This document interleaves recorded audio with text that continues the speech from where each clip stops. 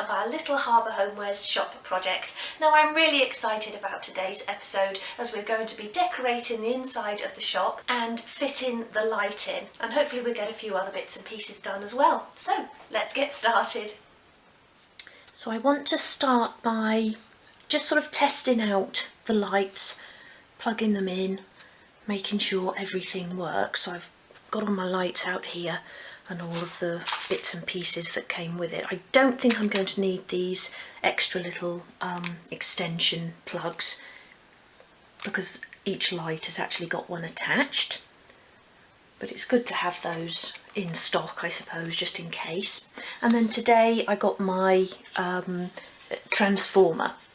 Now, although I do have an account with Streets Ahead, they were actually out of stock, so I had to order this one direct from Doll's House Emporium, and it's a bigger one than I actually needed. I wanted to get one up to 16 lights, and this is up to 32 lights or 32 bulbs, so it's a little bit more powerful than I needed, and it's a 12 volt AC power adapter. And there's the code. I don't think I'm focusing on that, am I? DE005, and that's actually the Streets Ahead code. And like I say, this one takes up to 32 lights. There's a bigger one that takes up to 50, obviously it would be suitable for a doll's house, or there's a smaller one that takes up to 16, and I think you can probably get them smaller as well. But I think it's always good to have one more powerful than you need, just in case you do want to add more lights at a later date or something. And of course I can always swap this out, because all I actually need to do is attach these little sort of horseshoe shaped bits here into these screws. And that's actually what I want to try now, and just make sure that everything works. And I think from there it should be pretty straightforward. So I've got all my holes, I've got the grooves for the wires, and then we can start the decorating. And it's not until I'm sort of putting the last sort of pieces of flooring in that I can then pop the lights in, feed the wires through, and then we can attach the flooring. And I'll be doing some wooden flooring sheets for both floors. I haven't really decided what I want to do out here yet. The reason I don't want to do the strip flooring is because normally I would place strip flooring so that the strips go in the direction of the longest area of the room. So in the little entrance hall they'd need to go that way, and then obviously in the shop they'll come along this way.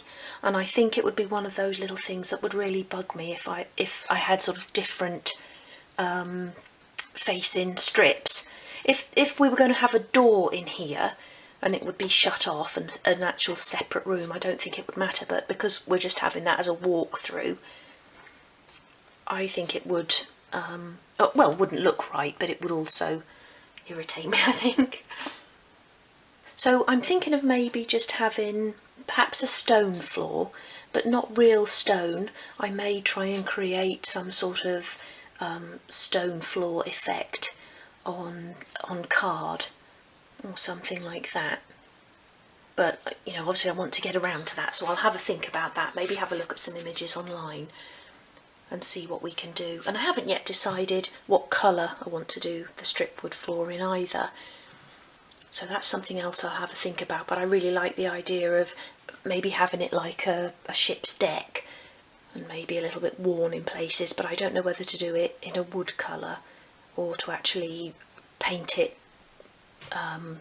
Maybe we could have some blue on there and then go over with grey or white and sand back a little bit and see how that looks. So I'll have a think about it, and like I say, I want to make a decision because I really want to get on with that this episode.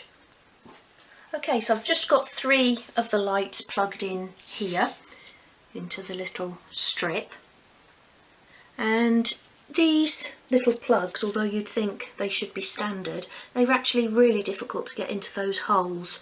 So I had to put sort of one side in, and then you almost have to stretch the other pin across to go into the second hole. So that's a little bit annoying, because I would have thought that was just a standard fitting. but I mean they're in, so, and they're working, so that's obviously okay. So I'll test the other 3 in a moment, but let me just show you how I actually fitted this socket strip into the transformer.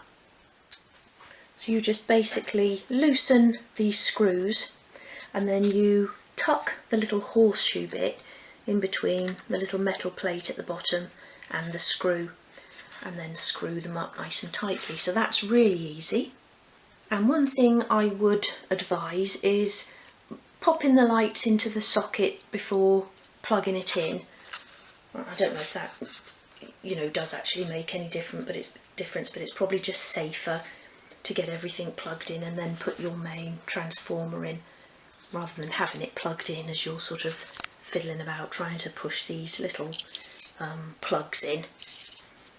But yet really pleased that they all work, so I'll try these other 3, and then it really is just a question of fitting everything into the shop and into the roof part.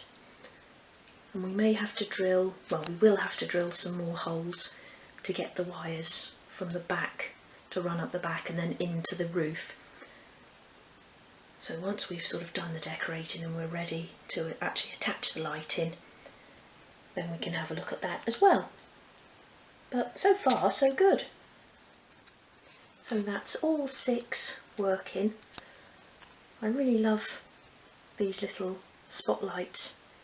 I think they're going to look really good when they're in place. And then you've also got this little switch on the socket strip so that you can turn them all off. I suppose that's so that you can actually leave the transformer plugged in, but I'm not a fan of leaving things plugged in, so I would probably just keep unplugging and plugging in the transformer. And I want to put the lights on. Okay, so I'm really pleased with that. So I've cut the first piece of lining paper, which will be for the ceiling of the upper floor. So I've got the shop upside down here. And I didn't use a template because it's just a nice oblong. I just measured and then cut a strip from my lining paper. What I will have to do is cut it into 2 pieces so that it fits either side of this groove, and that groove is for the wall to slide back in, so obviously I don't want any paper in there, so I'll cut that into 2 pieces in a moment. Oops. I'm just sort of weighing it down with this masking tape just to try and get the curl out of it.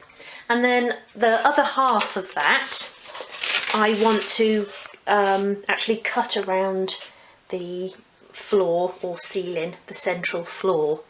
So let me just put the camera down, then I can actually put the floor on top of it. Okay, so I've got the floor here laid it on top of the second piece of paper. Obviously laid it along the straight line along the back, and it works out really well because I measured it first from the ceiling.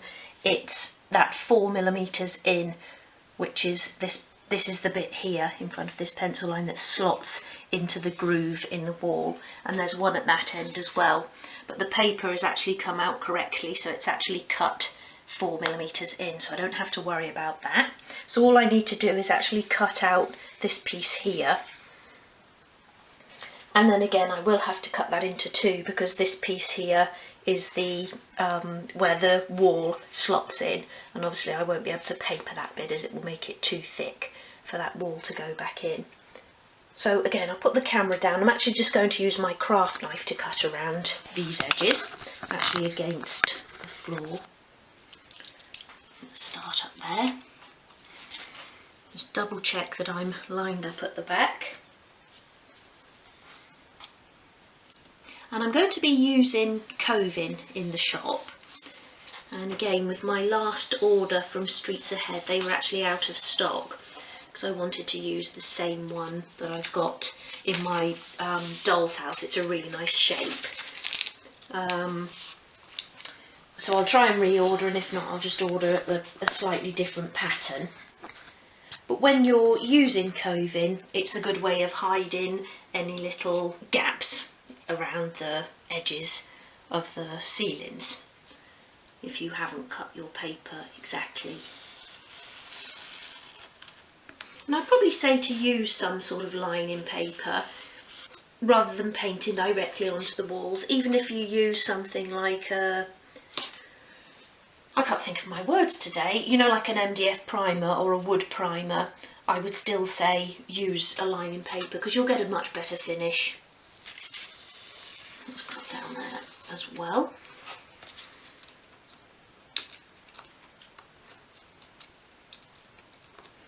Get into that little curved corner there. And cut along there as well, like that. So before I removed the wall, I actually drew a pencil line either side of it.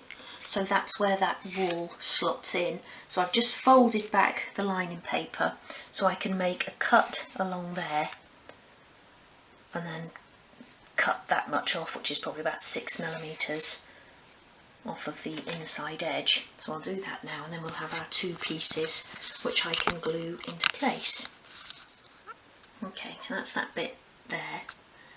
So it's right along the pencil line, and the bit of wood you can see exposed there slots into the groove in the actual building, and then it's on that side of that pencil line there as well, and that's where the wall slots in. And the same here, I've just got probably about 1mm of gap in along there, but similarly as with your coving, you can sort of cover up any little gaps. You can do the same with your skirting. I might just need to trim a little bit off the top part of that.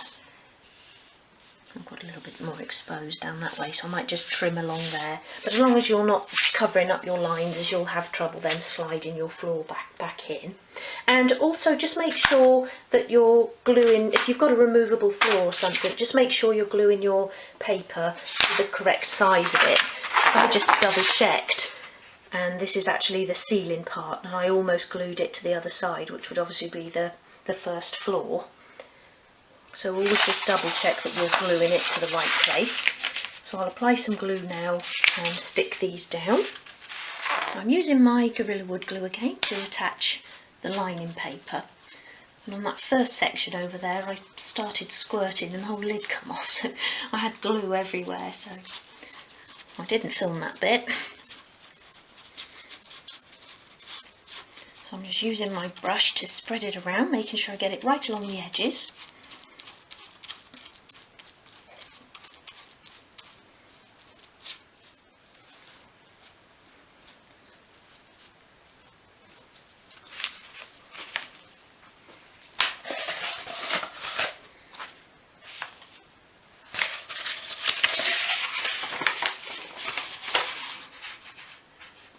Start at this end and just make sure it's on the right side of that line.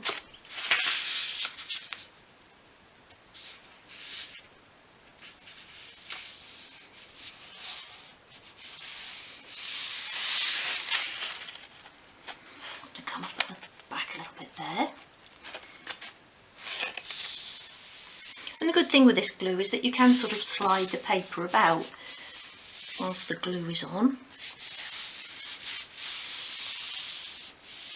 And I think I might have stretched the paper a little bit because it's overhanging now at the front, and it wasn't when I cut it. But that's okay, because once it's dry I can just turn this over and trim around the edge just to make sure I've got a nice exact fit.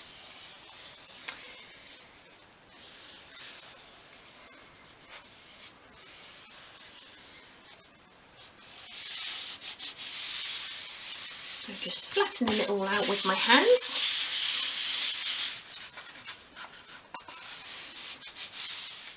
So I'll leave that to dry completely before I put any paint on. And actually it's 3 o'clock now, and Matt and I are taking Woody at 3:30. So I'll probably call it a day at 3:30, but I will get that other bit of paper in so that I can come back to it on Monday, or probably even tomorrow, to be honest. I've had a busy week with Etsy and editing videos this week, so I'll probably work tomorrow, and I'm really looking forward to getting the decorating done anyway. So yeah, I'll get that other piece in, and then by the time I come back to it tomorrow it will be dry enough to apply the paint, and then I want to do the same with the walls. So I'll see you again tomorrow. Bye. Actually just had a thought, before I apply the ceiling paper to this part I should probably fill this groove. If you remember, there used to be another little wall here separating the upstairs room into two smaller rooms.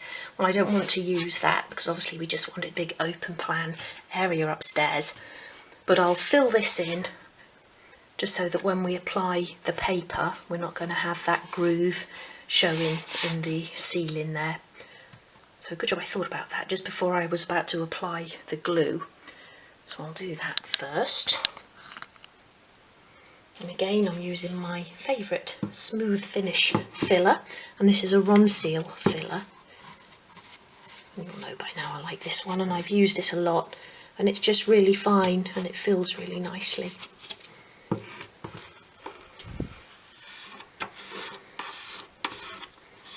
So just spread that into that line.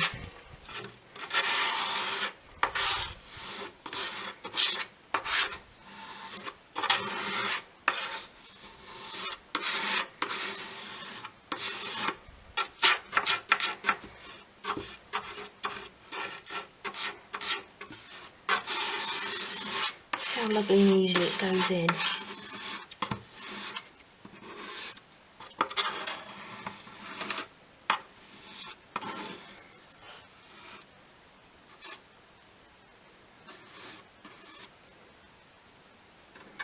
Have to touch that little front bit up with a bit of black paint once this is completely dried.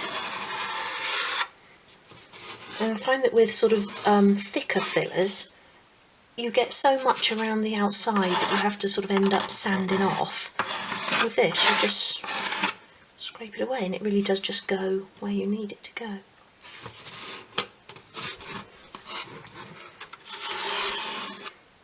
That's that. Let's put a little bit more in that end gap.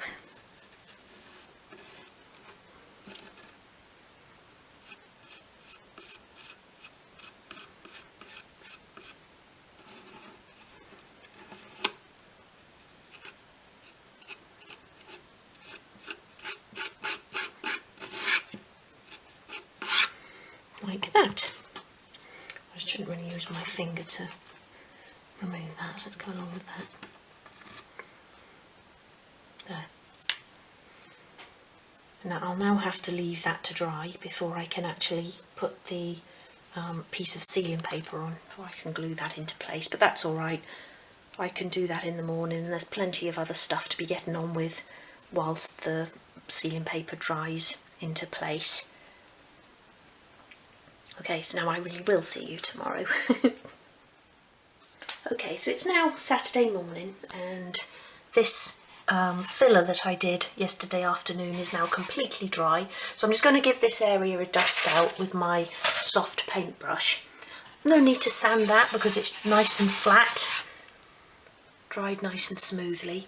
And then I need to trim this piece of paper so that I've got a piece here in this large section and then a separate piece in there, and then I can glue that into place. And then I think I'll paint both of those, so this one in here and the one on the false floor.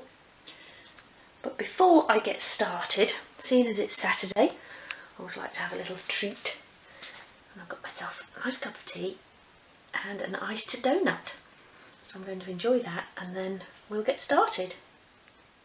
So I've cut that piece of paper into two, so now I've got the two separate pieces for the two areas, and to do that I just sort of creased along that line with my finger and then just cut that section out.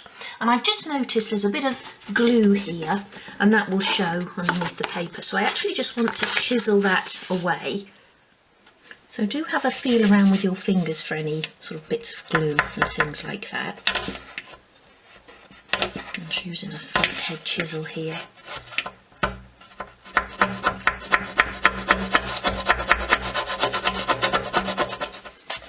Just give that a quick sand. Just using a piece of 240 grade there. And get rid of the dust.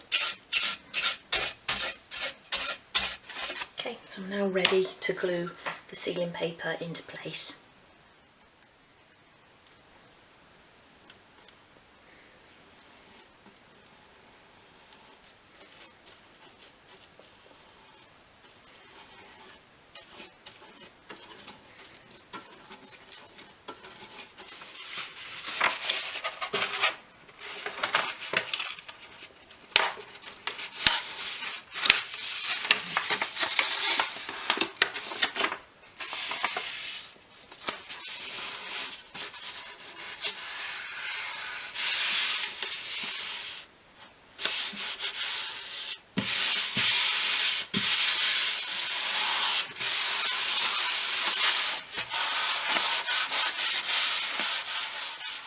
Okay, so that's the papering done. And as usual, it's gone a little bit bubbly to start with, but that will all shrink back as it dries. And you can use a hairdryer to hurry that process along. But I'm actually just going to leave that to dry, and I'm going to paint the removable floor stroke ceiling first. And then I want to show you something else that I've been working on in the meantime. So I'm using North Pole for this. That's a nice bright white. I want everything to look lovely and bright in there. And this is a matte emulsion paint.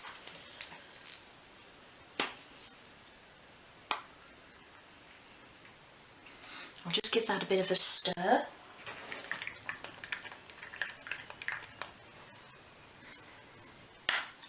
Okay, dust it off, and here we go.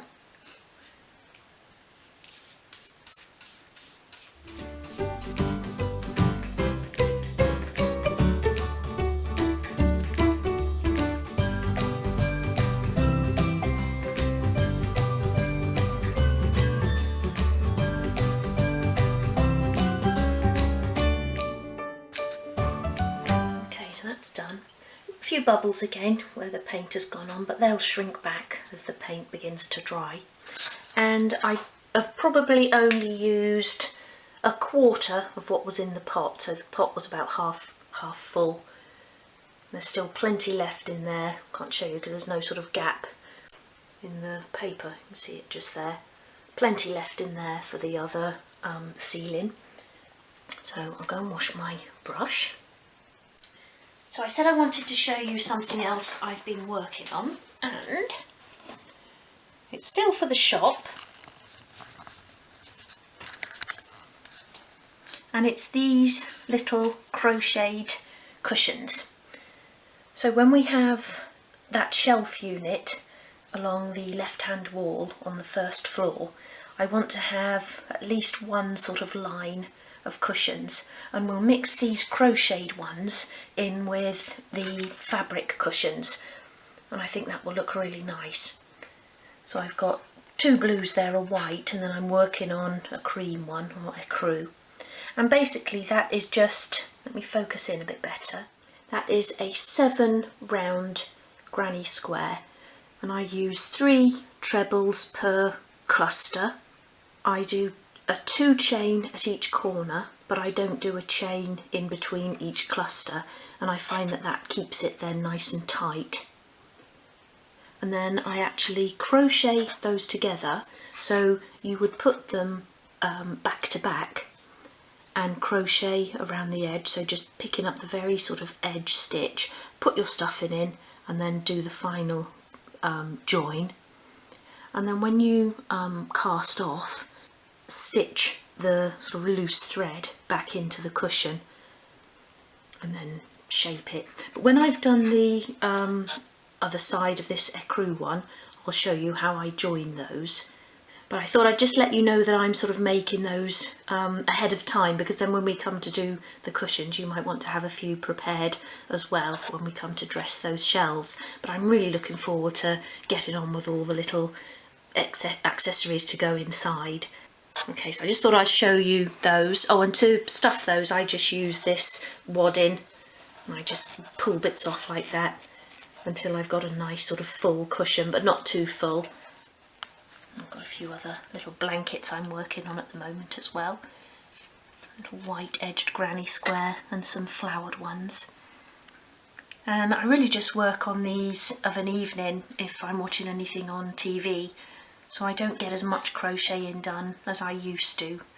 But we've got that bed on the first floor, remember, so I also want to crochet a lovely blanket for that, and I'm having a practice at some different sort of patterns.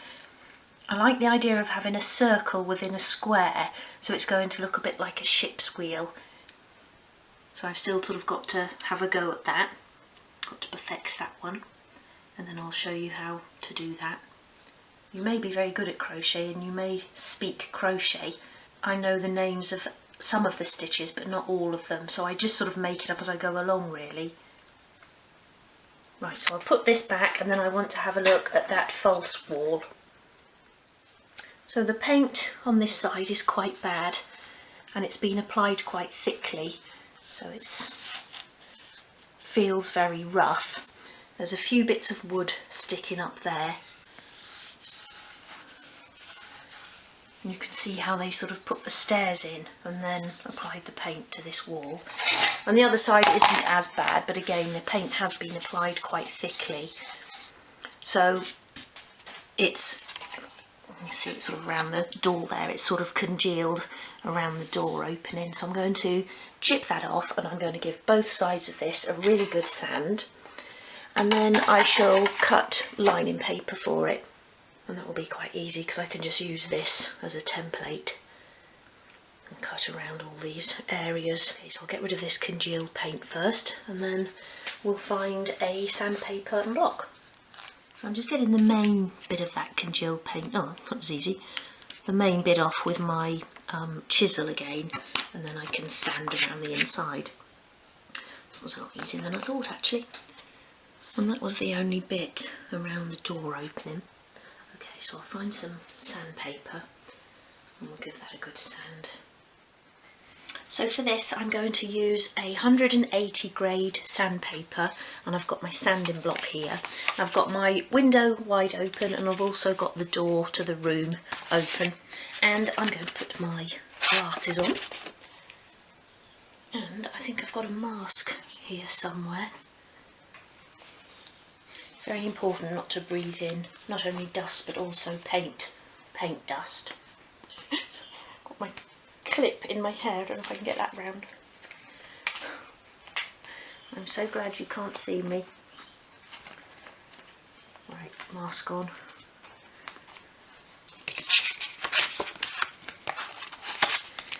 Let's go.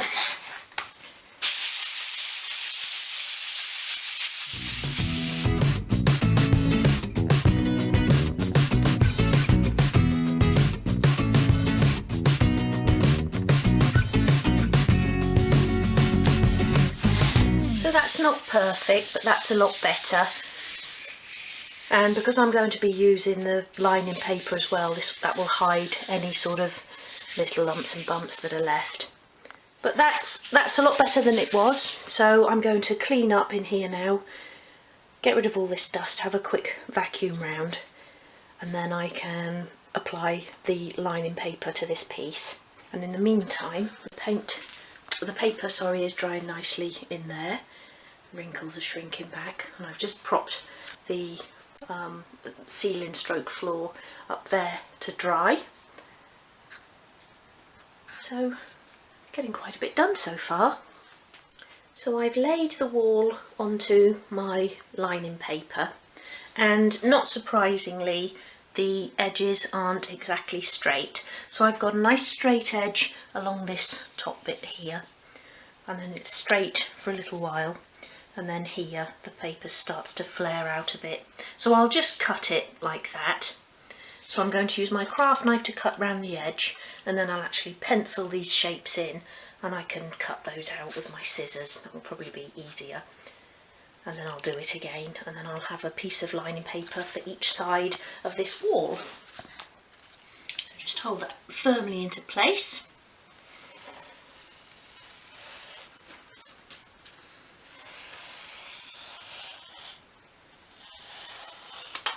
The edge like that.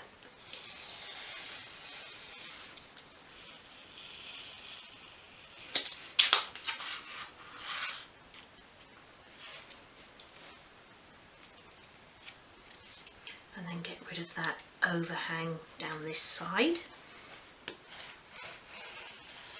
Sorry if I'm not on camera over here. That's that piece.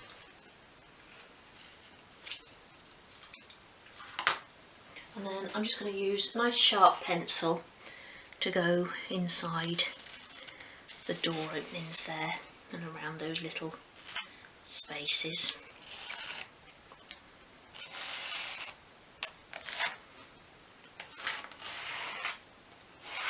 Like that. And then cut those out, and that's still attached there. Didn't press hard enough. There we are. Just using some bits there to stop the paper from curling while I'm cutting. And I'm going just on the outside of the pencil line for the door. And again, I'll be putting a wooden door surround around the door, although we're not actually going to have an opening door. But the surround, again, will just tidy it up.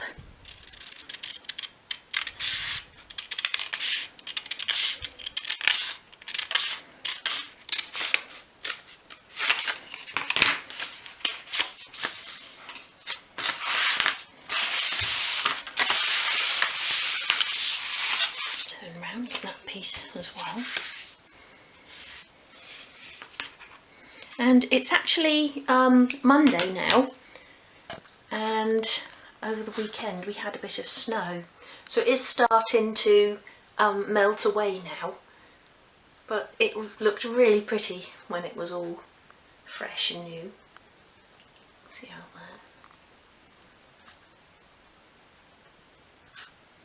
So it was really cold last night, and I think it's going to be minus something again tonight.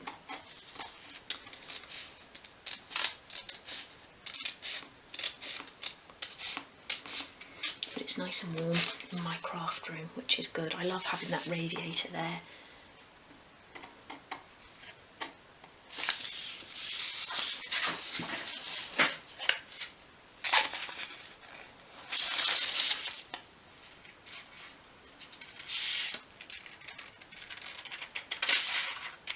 This at a bit of a odd angle now.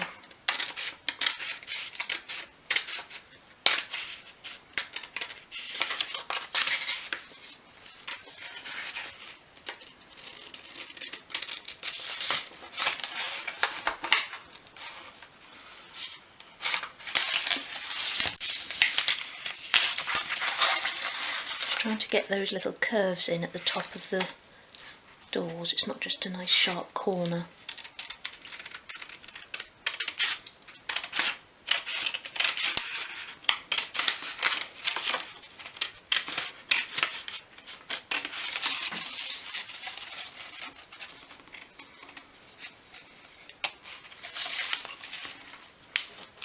There's a little curved piece there.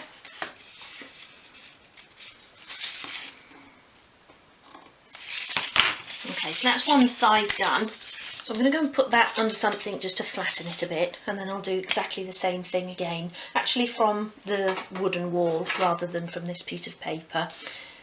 And then we've got both sides which we can attach and then apply the paint. That's both pieces cut now, so I'm going to attach this side first.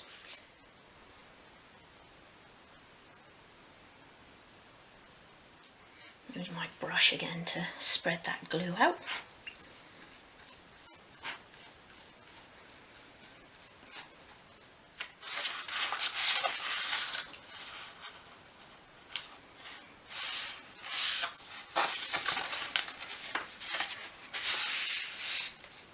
It's nice strong paper, this lining paper, so you can pull it about a bit, be quite rough with it.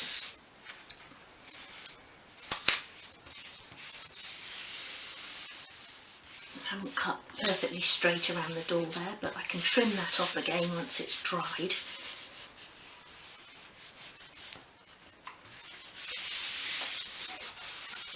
Okay, so I'm going to put that somewhere to dry, and then I can attach the paper to the other side. And whilst that's drying, I'm going to paint the ceiling of the shop. So again, I've got the shop on here upside down, and just along the front edge I had a little bit of an overhang on the paper, so I've gone along with my craft knife and just trimmed that off.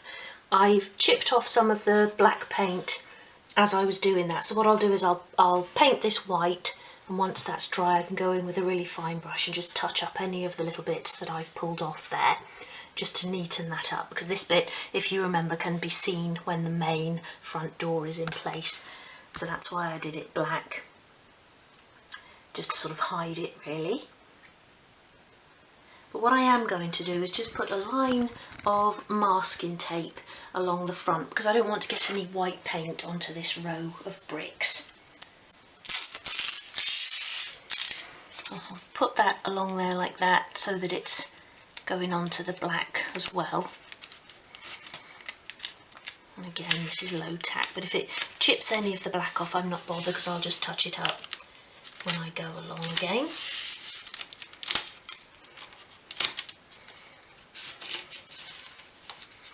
And I'm not going to stick it down too hard actually against the paper, because I don't want it to pull any of the paper up.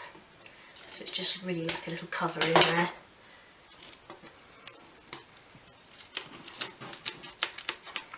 Like that. North Pole, giving that a good shake.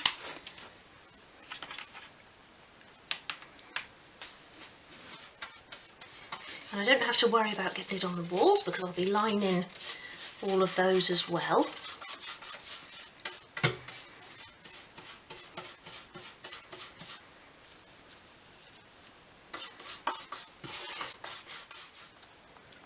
So that's that done. And whilst I've got the shop upside down here, I just noticed I've got some sort of shards of wood here, which I'm going to need to chisel away. Or when I come to sort of attach that piece of front pavement, it's not going to sit straight along there, so I'll do that.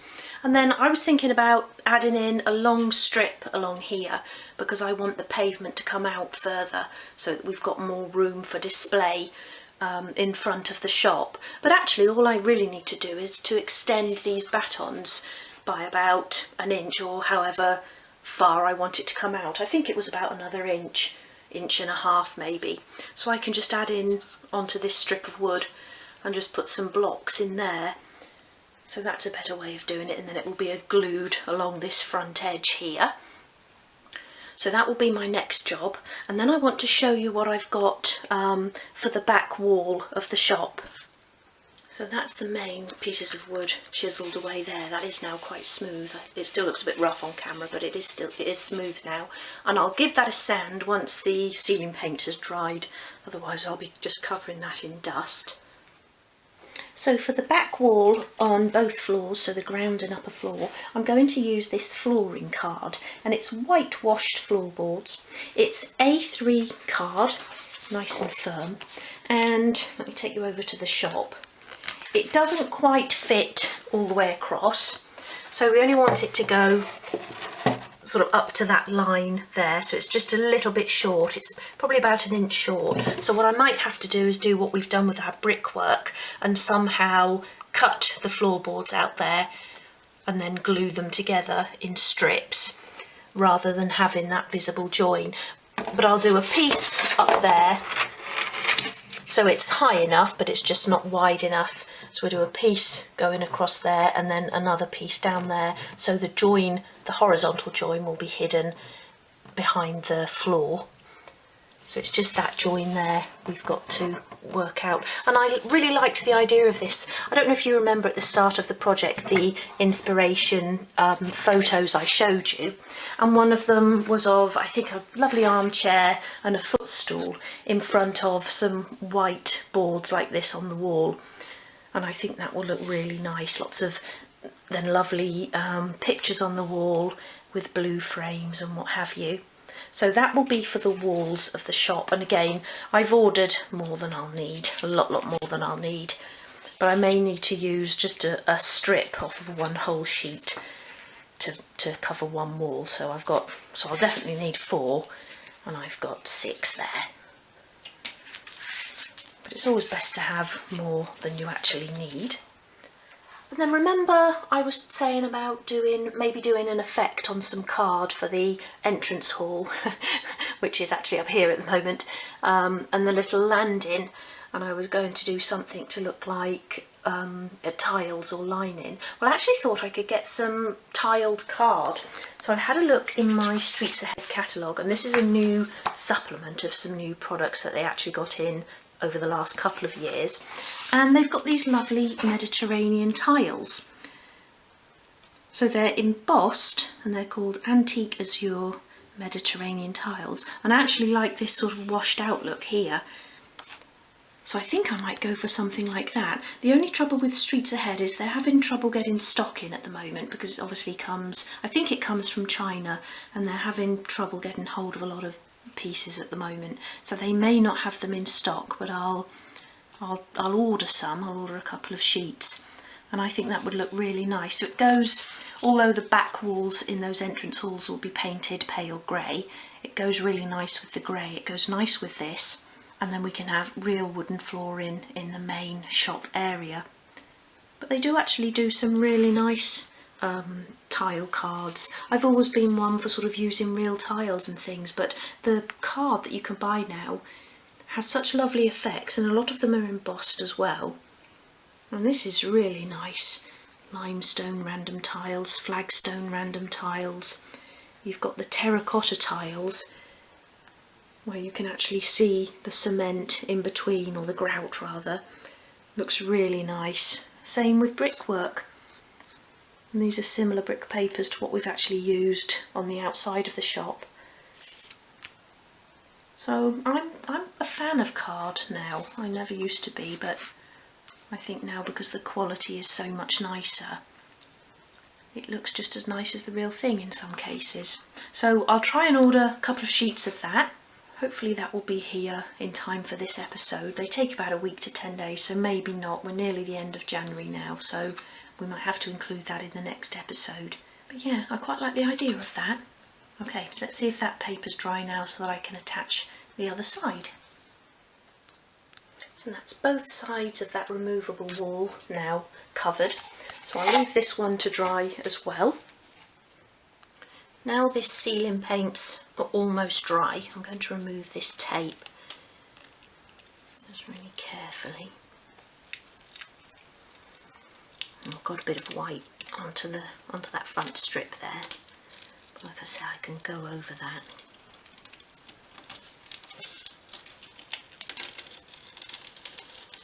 It's always quite enjoyable pulling off masking tape, isn't it, when you've painted?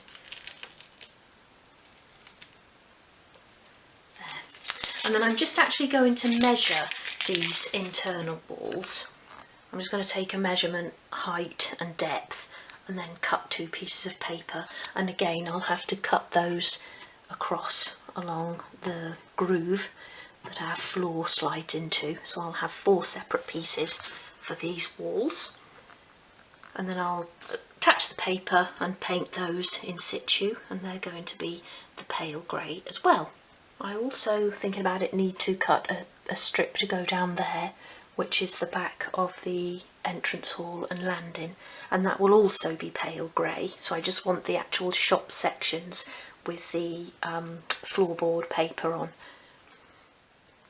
So I've got the shop back on my work surface, this time on its side, and I've cut the paper as a whole, one whole piece, and I'm actually going to glue it into place and then cut that channel out. I just think it might be a bit easier than trying to measure it, especially as the paper is curling over. So I'm going to glue it into place, and then I'll use my craft knife to just very carefully cut that channel out down the middle. So let me apply the glue, and I won't get any glue actually in that groove.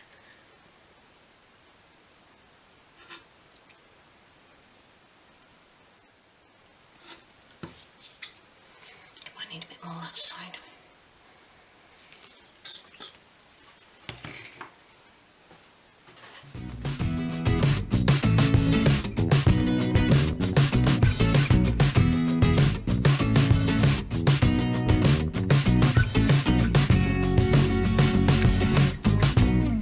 so that's the first side done.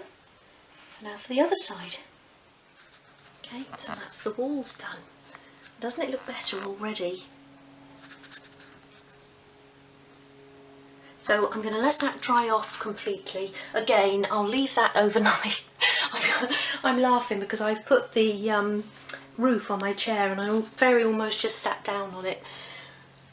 Yeah, so I'm going to leave this to dry overnight and then I'll cut those grooves out so that we can get the floor back in. And actually, whilst I was doing that, I was thinking again about the, let me kneel down here, about the cladding on the back there.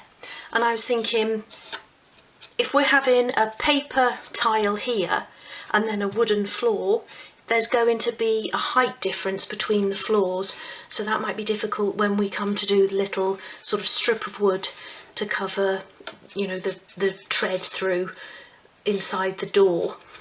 So what I might actually do is use the strip wood flooring paper for the floor in the main shop and the upper floor, and then actually use wood to clad those back walls, and that would then also solve that problem of the paper not being long enough, because I would obviously make a cardboard template like I normally do and cover that in real wood strips and then create a nice paint effect on there. So I think I might do that, so stick with paper for all of the floors just to keep those entryways level, and then do real wood cladding on the back and just sort of paint it white, which will give a really nice background for all of our lovely furniture and pictures and everything that we're going to have up.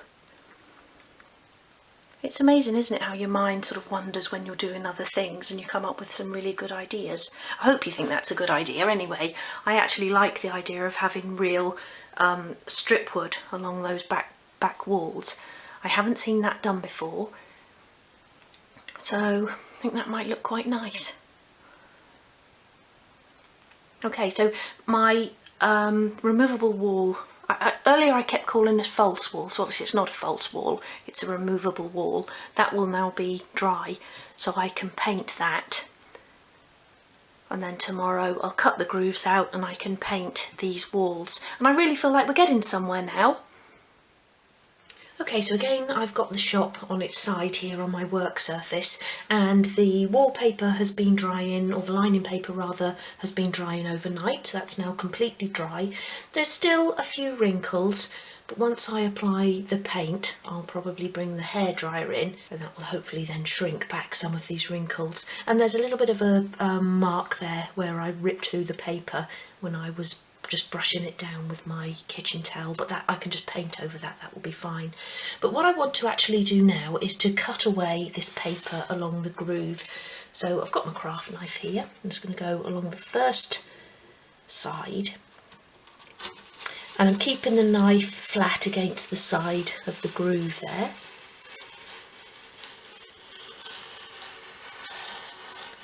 Nice and slow like that. The first side is always a bit easier, because you're sort of going against the tightness of the paper. And then on this side, lots of sort of little jagged movement sort of thing. And again, keep the blade right up against the edge of the groove. And we can just pull that away. Still attached at the top there.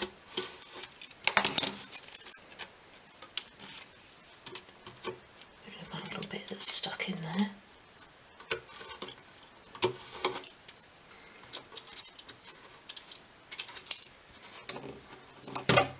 I can't get into the right angle with my knife, so I'm just going to bring in my scissors and just snip that little bit away.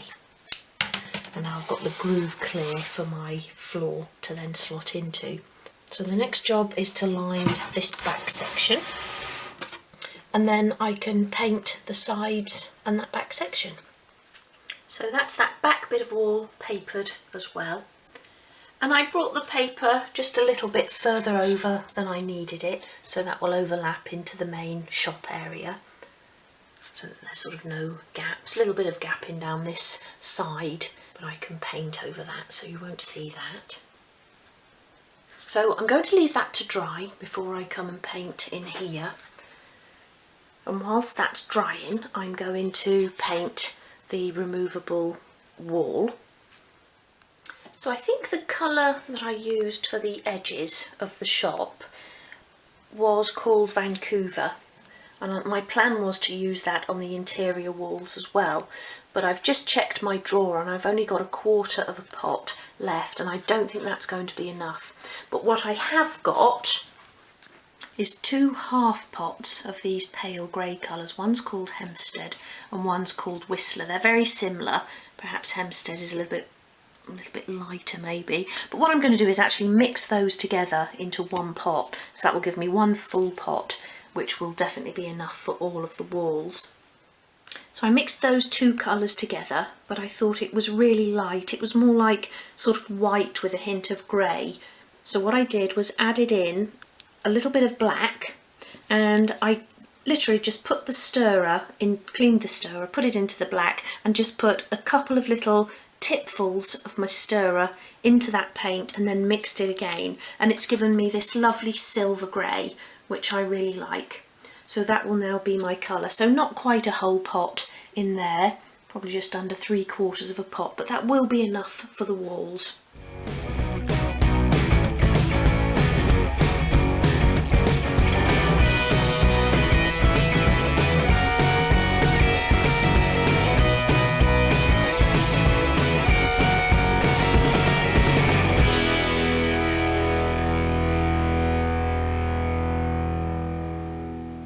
So there's the wall drying. I've just got it propped against the radiator there, and I'm now going to make a start on the interior walls. I'm going to start up near the ceiling just using a smaller brush and just be really careful along there, and obviously along these edges, and then it doesn't matter if I get paint on this back wall. So that's the first coat done on each of the interior walls and the removable wall. And I've probably got about a quarter of a pot left, so I'm going to leave this to dry now, and then I'll see where I actually need to touch it up, because I don't think I'm going to have enough left now to do another full coat. But I have applied it heavier in some places, so it may be that some of it doesn't need touching up at all. So I'll see how that dries. Okay, so the last time I was filming was Tuesday, and it's now Thursday. And that's because I was feeling a little bit under the weather yesterday and actually spent the day in bed. Nothing COVID related or anything like that. I had a bit of an upset stomach and a little bit of nausea, and I think it was down to some vegan rolls that I had at the weekend. So I won't be having those again, and I'm feeling much better today, but that really did knock me out, and I haven't had a day in bed for a long time. You know, a day in bed sick, so it really did sort of knock me for 6. But like I say, back to it this morning and raring to go. And as you can see, I've reassembled the shop. I started by putting in the removable wall, and it was really tight, so I had to keep taking it out. It would only go in by about an inch or so, so I had to keep sliding it back out and trimming along the top. So I trimmed off actually a lot of paper that was curling over onto the wood, and I did say to you to be careful you don't do that, because it will make it really tight, and even the sort of slightest little bit of paper overhanging will prevent it from going back in. So always make sure you really trim along the edges, and if you angle your knife so that you're sort of not only trimming along but sort of beveling at the wood at the same time, that really helps. So that's what I've done there. This piece is now super solid. I won't be able to get it out again, but we've still got that problem at the bottom here with this wonky leg at the front, even though the back panel is nice and tight. So I think it might have been an error when they were actually maybe cut in the pieces, and they cut a little bit off of this leg We don't know anyway, but that's loose. But I think I said to you at the start of the project that I would try to fix that into place. I can put maybe even a little bit of curled up paper under there, and then the skirting board that I'll be fitting will hold that into place. So we'll get that all nice and solid in there, so that that won't move at all once everything's done. And then I had a lot of trouble getting the floor in. Now I did start filming it all, but all you could really see was the back of my head and hear me huffing and puffing, and I didn't think you'd want to see that, so I didn't include that bit in the video. But again, with this I had to go along not only the grooves and cut along the paper that was folding in, and somewhere I actually made a little bit of a knife score, so a bit annoyed about that, but I will cover that up with some coving, so that will be covered. And the same along the floor where I've sort of scored along the edge of the paper, that will all be covered with skirting. So all of these little bits will be hidden. Same this side, really tough getting that in, but it's now in and it will have to stay there because I won't be able to get that out again now. But that's okay, because I don't need it out again for what I've now got to do. And the next thing I do want to do is actually just poke the holes through in obviously the first floor and then in the roof area as well. And then I think I'll have a look at doing the panelling for the back wall. So just really gently, so that you don't actually tear the paper, just poke a little hole through like that. And then you can come round and then poke that up so that the paper is actually going up, rather than leaving the little fluffy end of paper sticking downwards. So just locate the hole.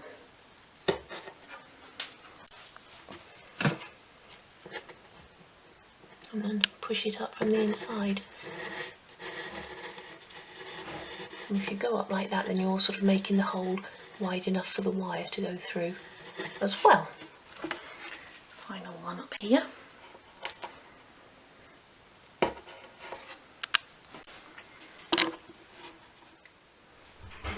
And the final one there.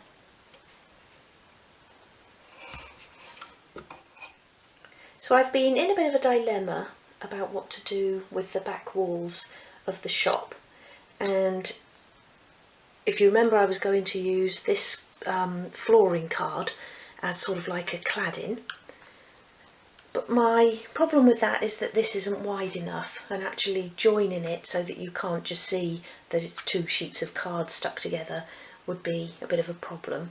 So then I suggested actually making my own cladding using stripwood flooring, and I have actually done that, and I filmed all of this and edited into the video, but now it's complete and the paint has dried. I'm not really keen on the look of it. I've just sort of gone off that idea a bit, so I went back into my collection of papers and I found this. It's a sort of pale grey brick paper. It's not embossed, it's just flat. I'm not sure if the camera's picking it up there, but it's just a really nice, subtle brick. The bricks are the same size as the brick used in our external brick paper, so it sort of makes sense. And it looks really nice against the grey of the walls. So I'm going to use this on the ground floor and the first floor, and I think that will look really nice.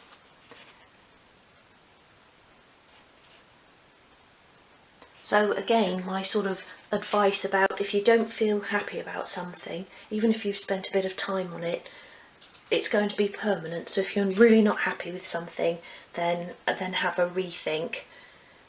And I even forgotten that I had this paper in my collection. I can't remember why I ordered it now. Maybe just for display purposes, because I don't think I've used it in any of my projects.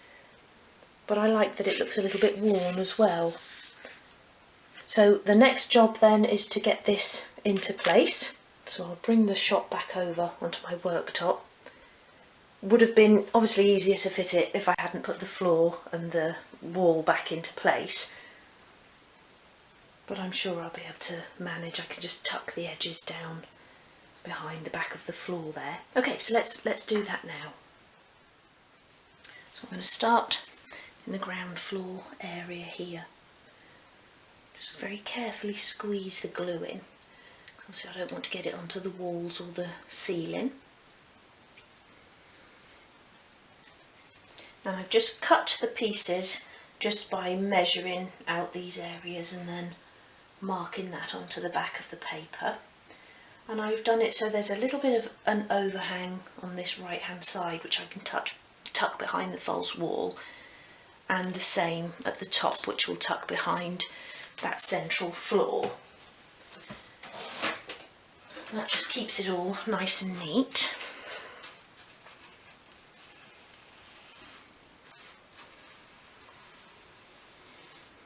Don't want to get it onto the paint at the edge of the wall there. So as I was spreading the glue out there, I just let the brush work up, you know, under the gap in the ceiling and along the side there as well. So I'm going to bring this in, and I sort of want to try and roll it in a little bit. Let's see. Because I'm going to have to sort of tuck it up. There. I just wanted to get that first bit underneath, and then I can manoeuvre it. Try and do the same at the side there. Just need to roll that bit around as well. So it would have been so much easier if I could have done it before I put these things back in, but that's obviously in hindsight. Right, let's try and push that up. That's now going under, so I can push it along this way. And that's the good thing about this thicker paper, is that you can, you know, manoeuvre it around while it's actually got the glue on. So I managed to actually pull the false wall forward just a tiny bit there, so I could tuck that side under a little bit easier. A bit scary there at one point because I thought it had stuck with a big wrinkle in the middle, but was able to pull that up a bit and push it under. And now I'll do the same in the top area. So the first floor piece is in as well, and that piece went in so much easier than the first piece. But I think that looks really nice. And again, I think that's going to be a really nice backdrop to the furniture and accessories that we're going to be putting in there. So the next job is to actually fit the lights. And then it's a shame that that flooring card hasn't arrived yet, you know, the tile card that I showed you earlier. And again, I think I'll probably definitely use that in the little entryways and the landing. And I'll see how it looks in this area. And if I don't like it in the larger areas, I'll do the wooden strip flooring. And then we'll just sort out that problem of the sort of card and flooring, so the difference in floor heights, once we get to it, once we build the door surround. So it's a shame we can't really do any of that, or the skirting, until the flooring has arrived, because obviously our skirting will cover the edges of the flooring, which gives a nice neat finish. So I will have to wait for that, but I do want to get those lights into position now.